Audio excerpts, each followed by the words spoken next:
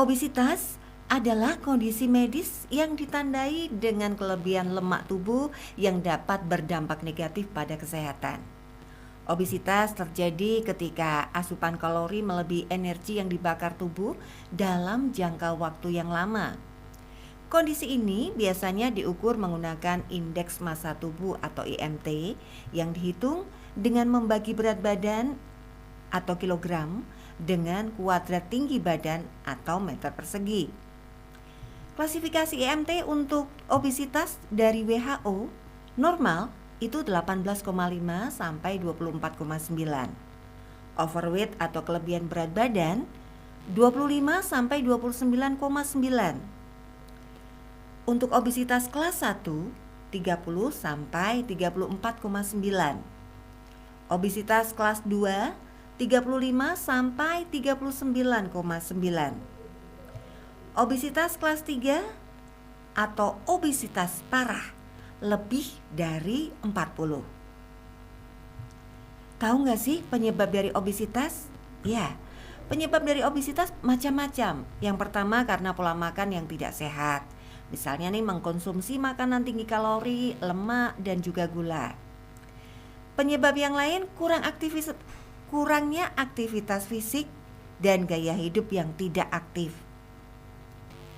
Penyebab yang lain lagi adalah faktor genetik, di mana riwayat keluarga dengan obesitas. Lalu penyebab obesitas yang lain, yang keempat adalah gangguan hormonal seperti hipotiroidisme atau sindrom ovarium polikistik atau PCOS. Yang kelima, faktor psikologis, misalnya stres, kecemasan, atau kebiasaan makan emosional. Nah, kalau kita sudah tahu penyebab dari obesitas, dampaknya bagi kesehatan kita apa sih? Iya, bisa terjadi penyakit jantung dan pembuluh darah. Bisa jadi diabetes tipe 2, hipertensi, tekanan darah tinggi, gangguan pernafasan seperti sleep apnea, atau masalah sendi dan osteoartritis. Nah, dampak kesehatannya sudah, lalu penanganan dari obesitas gimana caranya? Namun jangan khawatir, obesitas itu bisa ditangani.